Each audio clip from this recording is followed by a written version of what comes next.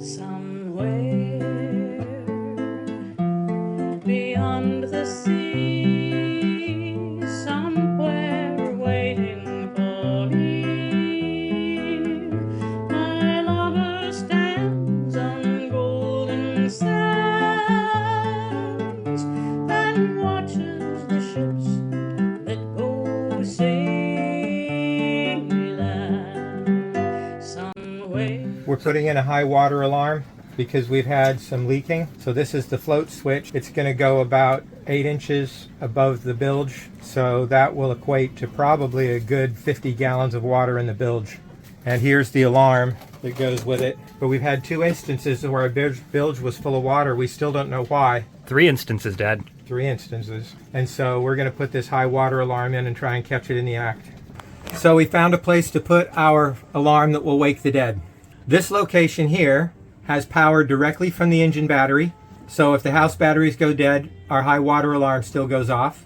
We have some old wires here from another system that actually go down the wall and under the floor. So we don't have to run wires.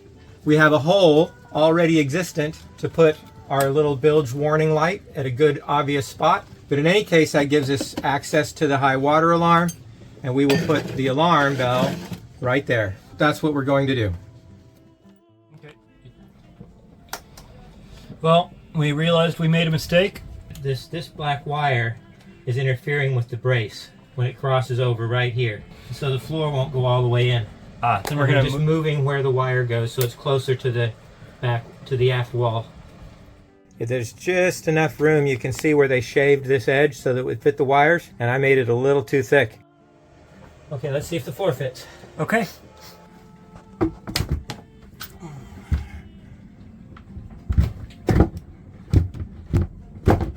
Well, move it out. Then our wiring bundle is still wrong.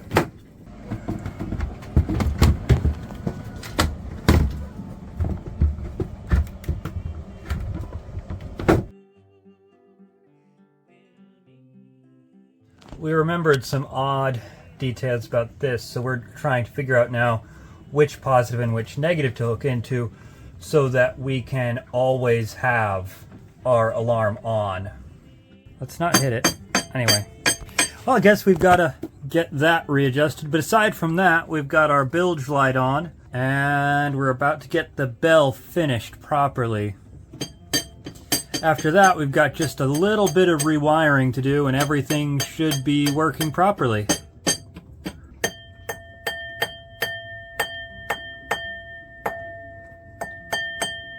Okay, so it's not in the way. It just barely fits. What we're doing now is carving out the back end a little bit so our switch can go in there. When the alarm goes off, we want to be able to turn it off so we can address it without going insane. Well, now we're just finishing up the wiring, and I'm having a problem because this black wire right here, this is the one that comes from the ground under the floor from the battery with the engine.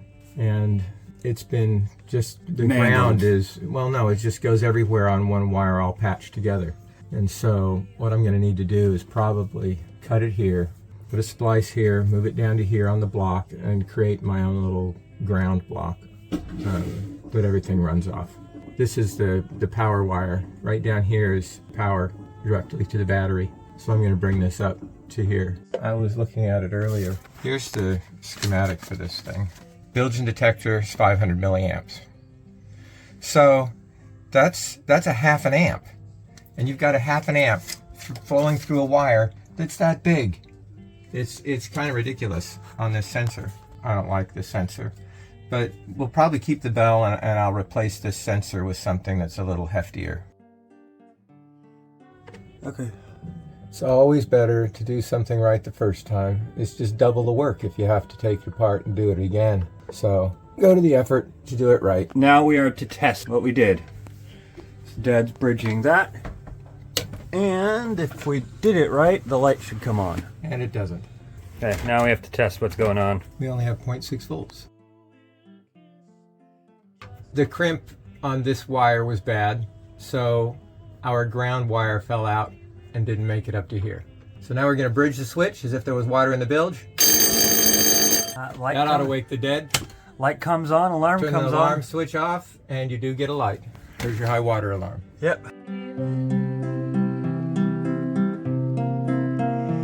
It's far beyond the stars. It's near beyond the moon.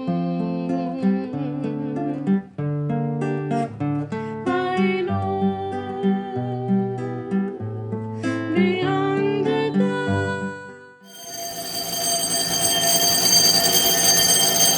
That's over our sensor. Alrighty. Well, we know where it's coming from. It's coming from right where the light is shined. If you want to start the generator to demonstrate that, you probably can. I don't want to spill that much. Oh, okay, well, here we go.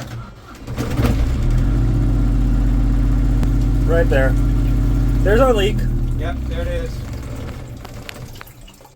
It is coming from right there, coming straight from our anti-siphon. I don't know why it's coming from our anti-siphon, but it is. I guess we'll take it off and figure out how to fix that.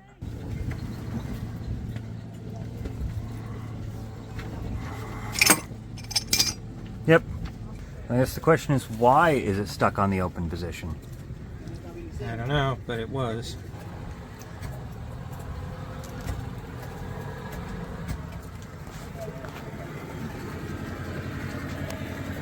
It just sticks in there. I can't even get it out.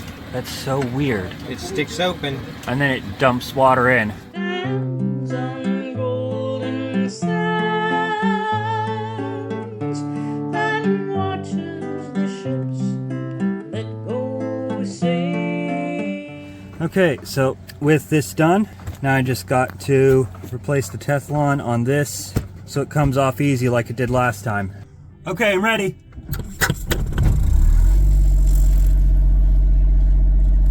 Yep. It's not spitting exhaust that I can see. Well, we finally found the leak. This has been plaguing us for over a month now. And the problem was the leak was so fast that if it continued, it'd be able to sink the boat in a day, maybe even less. And 2 or 3 times it was nearly right up to the floorboards, up to the very bottom of the engine. So it was pretty scary. We checked all our through holes. We checked whether it was salt water or fresh water. It was salt water. And we checked all our anti-siphon devices. We've been round and round and round. And for the last week and a half, the bilge has been 100% dry, like not a problem. And we thought maybe it was the exhaust elbow on the generator, siphoning backfill. We went through the whole spectrum of what it could have been. And at the end of the day, it was an anti-siphon device, the one that we showed you. It had been sputtering and leaking a little bit. We'd been getting a little bit of exhaust in the aft head. I had a suspicion, but I had to confirm it. We had to find it and catch it in the act. And sure enough, this morning with the generator running, the high bilge alarm went off, and we saw the water pouring down in the aft head from the anti-siphon device. Mind you, part of our solution was actually installing a safety feature we probably should have had for a while. But I was really glad we could catch it in the act. And it's interesting because I picked up the high water alarm. We didn't have one at a garage sale about a year ago. Figured, this might be useful. I was just like too lazy to put it in because we have a pretty dry boat. After the first time it went all the way up, I was like, okay, maybe I should put that in. The second time I'm like, okay, we're putting it in. Well, the thing is, after you've been sitting for a while, you think, well, we sailed in here, we're sail out. But things go wrong just while you're sitting. So, y'all have a wonderful day, and we will catch you next time. Hey folks, like and subscribe, comment. We love to hear comments. We've been on a quest to figure out where the bell goes. Wait, you want to do it the other way for a video?